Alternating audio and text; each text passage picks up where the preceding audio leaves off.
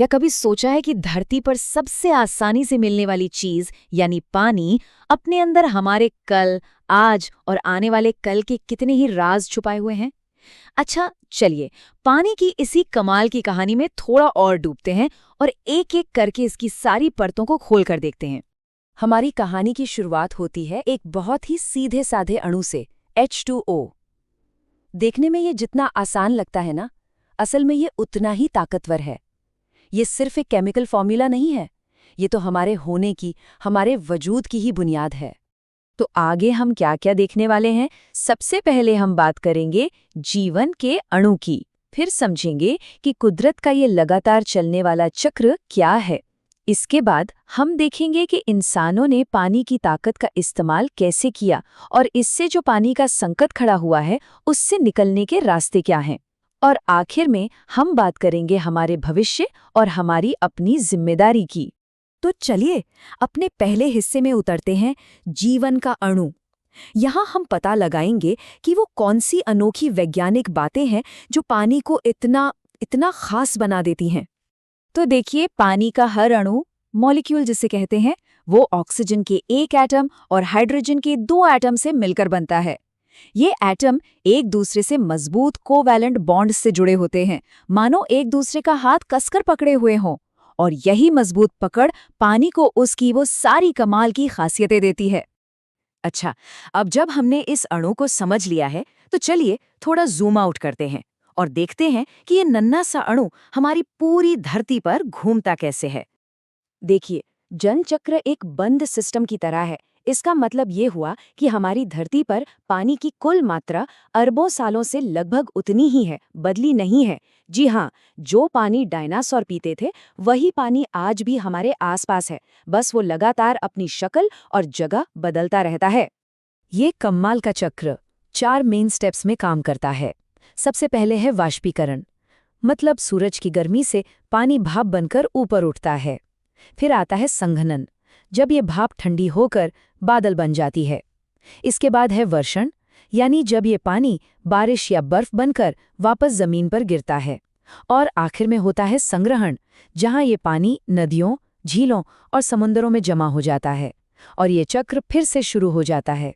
प्रकृति के इस चक्र को तो हमने समझ लिया, पर अब सवाल ये उठता है कि हम इंसानों ने इस सबसे ज़रूरी संसाधन के साथ अपना रिश्ता कैसे बनाया है, कैसे इसे अपने ज़रूरत के हिसाब से ढाला है। हमने बहते पानी की कुदरती ताकत को बिजली में बदलना सीखा। एक बड़ा सा बांध पानी को रोकता है, जिससे एक बहुत बड़ी झील जैसी बन जाती है। फिर जब इस पानी को छोड़ा जाता है, तो ये एक टरबाइन को घुमाता है। ये टरबाइन एक जनरेटर से जुड़ा होता है और बिजली बन जाती है। ये बहुत ही सरल लेकिन इतना शक्तिशाली आइडिया है कि आज की दुनिया इसी की नींव पर खड़ी है। और हाँ, ये स्लाइड हमें याद दिलाती है कि बिजली तो ठीक है, पर हमारी सबसे बुनियादी ज़रूरत यानी खाना, वो भी तो पूरी तरह से पानी पर ही टिका है। हर एक दाना, हर एक सब्जी, सब कुछ इसी पानी की वजह से है। पर अब हमारी कहानी में एक बहुत बड़ा मोड़ आता है। जब एक सीमित चीज पर हमारी जरूरतें लगातार बढ़ती जाती हैं, तो उसके नतीजे भी गंभीर होते हैं। ये जो बात कही गई है, ये अपने आप में एक बहुत बड़ी चेतावनी है। ये हमें इस बात पर सोचने को मजबूर करती है कि क्या आने वाले वक्त में लड़ाइयाँ तेल के लिए नहीं, बल्कि पानी के लिए होंगी। नीति आयोग की एक रिपोर्ट बताती है कि भारत के 21 बड़े शहरों में करीब 10 करोड़ लोग, 10 करोड़, सोचिए जरा, पानी के भयानक संकट से जूझ रहे हैं। ये सिर्फ एक आंकड़ा नहीं है, इसके पीछे लाखों लोगों की असल जिंदगी की कहानी है। डे ज़ीरो ये एक डरावना सा कॉन्सेप्ट है, जो अब सिर्फ कहानियों में नहीं रहा, बल्कि कुछ शहरों के लिए एक कड़वी हकीकत बनता जा रहा है।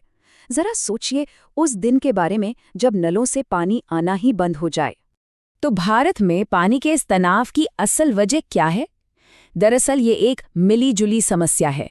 कभी मॉनसून का ठीक से ना आना, गन्ने और चावल जैसी ज़्यादा पानी पीने वाली फसलों पर हमारी निर्भरता, शहरों में पानी को रिसाइकिल करने के सिस्टम की कमी और शायद हम सब में भी पानी बचाने को लेकर जागरूकता की कमी।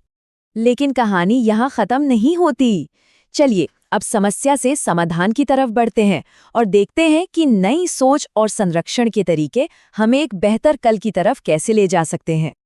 देखिए, खेती में जहां सबसे ज्यादा पानी खर्च होता है, वहां स्मार्ट सिंचाई तकनीकें एक क्रांति की तरह हैं।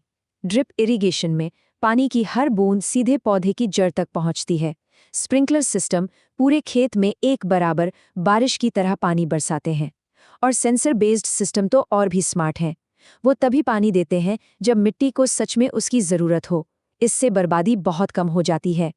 ये तुलना साफ साफ दिखाती है कि नई तकनीक से कितनी बड़ी बचत हो सकती है। जो पारंपरिक तरीका है उसमें बहुत सारा पानी या तो भाप बन जाता है या बहकर बर्बाद हो जाता है, जबकि स्प्रिंकलर से 30 से 50% तक पानी बचाया जा सकता है। एक और बहुत ही सीधा लेकिन असरदार तरीका है बारिश के पानी को इकट्ठा करना। तालाबों और टैंकों में बारिश का पानी जमा करके हम न सिर्फ साल भर के लिए पानी का इंतजाम कर सकते हैं, बल्कि जमीन के नीचे के कीमती पानी पर भी बोझ कम कर सकते हैं। चलिए अब इस सफर के आखिरी पड़ाव पर चलते हैं, जहां हम अपनी पानी की सुरक्षा को पूरी धरती की सेहत से जोड़कर देखेंगे, क्योंकि यकीन मानिए ये मामला सिर्फ पानी से कहीं ज्यादा बड़ा है। तो दांव पर क्या लगा है? दांव पर लगे हैं बड़े बड़े जटिल जलीय इकोसिस्टम, जो उसी पानी पर निर्भर करते हैं जिसके लिए हम आज परेशान हैं। हमारी नदियां, झीलें, समंदर, सब कुछ ये हमारे ग्रह की जीवन रेखाएं हैं।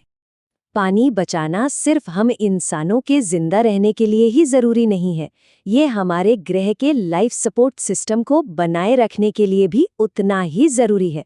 ये इकोसिस्टम हमें साफ पानी देते हैं, मौसम को स्थिर रखते हैं और बाढ़ जैसी आफतों से हमारी रक्षा करते हैं, और ये सब कुछ मुफ्त में। और आखिर में ये सवाल हम सब के लिए है। पानी ही जिंदगी है और इसका कोई दूसरा विकल्प नहीं है। तो क्या हम इस कीमती खजाने की कद्र करना सीखेंगे, या फिर हम इसे हमेशा के लिए खोने का खतरा मोल लेंगे? फैसला हमारा है।